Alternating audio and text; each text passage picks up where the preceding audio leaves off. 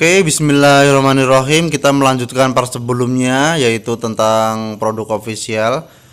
Oke, ini kalau kemarin kita bahas kelemahannya, kali ini kita akan bahas kelebihannya ya. Oke.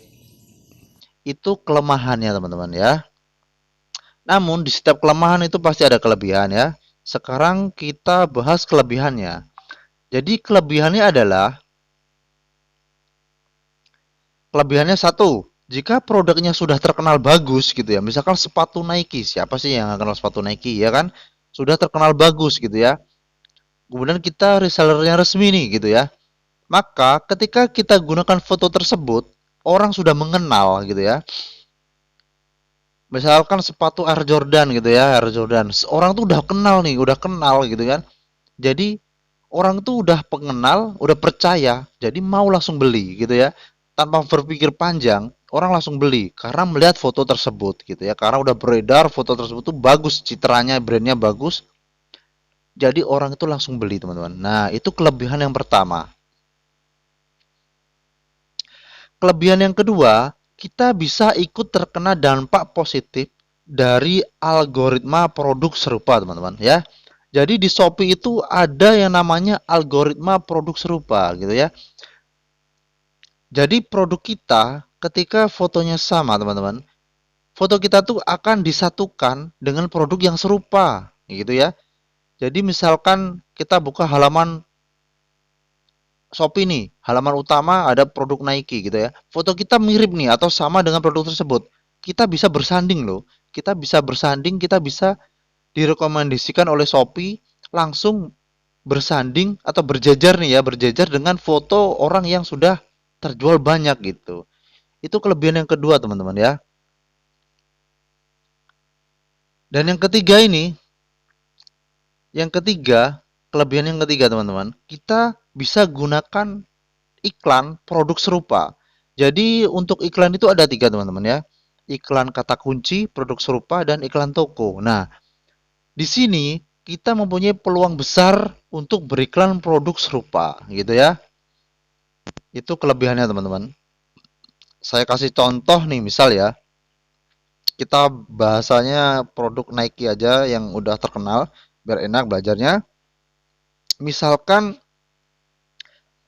toko kompetitor nih ya, toko kompetitor menjual sepatu Nike ya, itu sudah terjual 1.000 pieces ya, terjual 1.000 pieces dan masuk halaman utama Shopee. Jadi kalau kita ngetik sepatu Nike, udah muncul tuh toko, muncul toko tersebut tuh 1.000 pieces. Nah, halaman utama tuh paling atas gitu kan. Sedangkan kita, toko kita itu baru terjual 5 pieces teman-teman. Nah, otomatis terjual 5 pieces kan di bawah ya. Di bawah tuh pasti ada yang terjual 1.500 tuh di atasnya kita lah ya. Ya, toko kita tuh di bawah. Nah, dengan iklan produk serupa, teman-teman, maka kita bisa bersanding bersebelahan dengan toko kompetitor gitu ya. Jadi kita tuh bisa beriklan, bersanding gitu ya. Kita bersanding. Nah, selain direkomendasikan tadi yang pertama otomatis bersanding, nah ini kita iklan supaya bisa bersanding gitu ya. Jadi itu kelebihannya yang ketiga, teman-teman.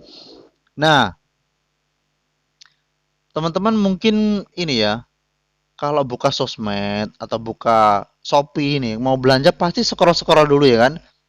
Jarang tuh kita ngeklik misalkan mencari sepatu Nike, klik langsung oh suka nih, langsung dipesen. Itu jarang ya, karena kebiasaan teman-teman kita di Indonesia ya kebanyakan.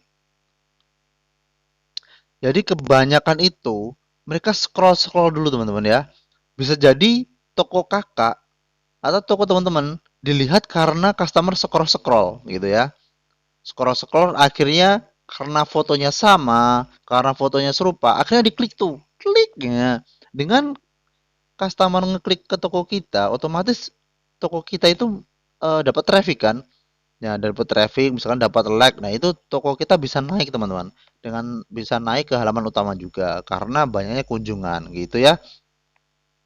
Nah, setelah kunjungan, nah kan kalau tadi kompetitor 1.000 pieces nih, kita baru terjual 5 pieces. Nah, supaya supaya kompetitor itu mau beli di toko kita, itu gimana? Nah, masih ingat ya?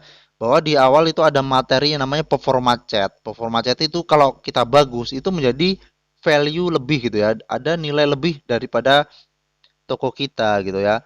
Jadi supaya kita itu dilirik, kita harus menunjukkan value yang lebih. Kita tonjolkan agar customer itu melirik ke toko kita gitu ya. Saingan kita itu 1.000 pieces terjual loh. Lalu apa yang bisa kita lakukan teman-teman?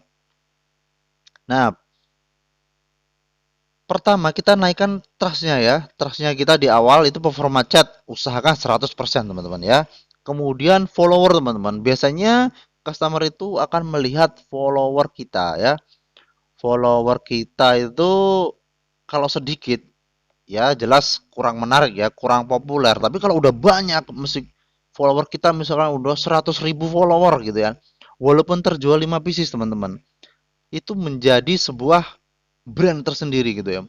Value lebih gitu loh. Makanya di materi awal itu saya berikan di awal sebelum materi ini saya berikan materi tentang follower dan performa chat teman-teman ya.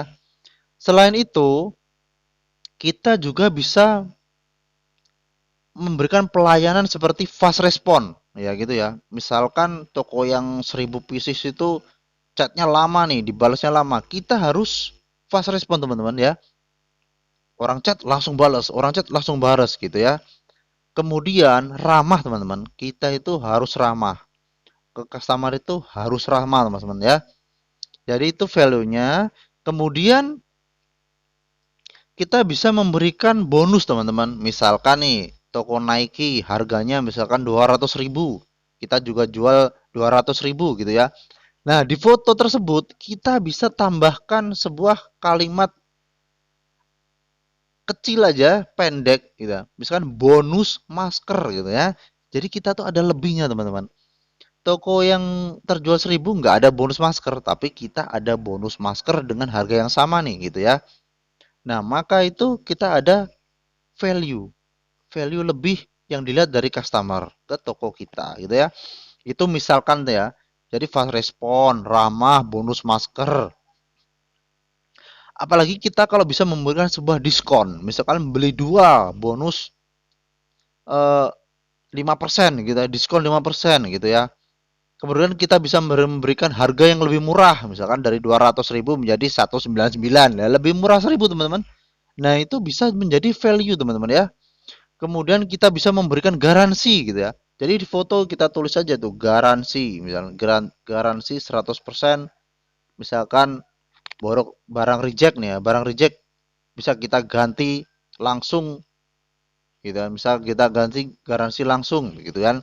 Kemudian kita bisa memberikan sebuah pelayanan yang mungkin nggak semua toko mau melakukan ini gitu ya. COD gitu ya. Jadi bayar di tempat. Ditulis aja tuh di foto ya kan.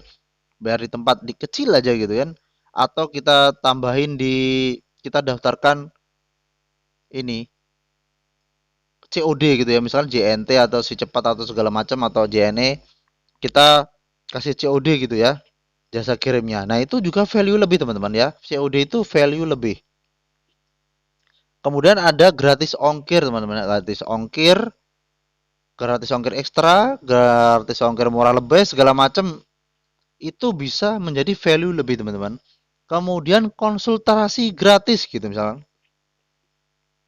Misalkan di situ teman-teman tulis tuh konsultasi gratis gitu ya, di fotonya ditambahin dikit aja. Ini bisa teman-teman pilih salah satu, nggak harus semua ya teman-teman ya. Misalkan di situ konsultasi gratis. Nah, jadi orang yang beli produk Nike tadi itu bisa konsultasi gratis ke kita. Jadi, oh kita jadi customer itu merasa diperhatikan gitu ya, merasa dilayani dengan baik gitu ya. Ini sebenarnya cocok untuk produk-produk skincare teman-teman.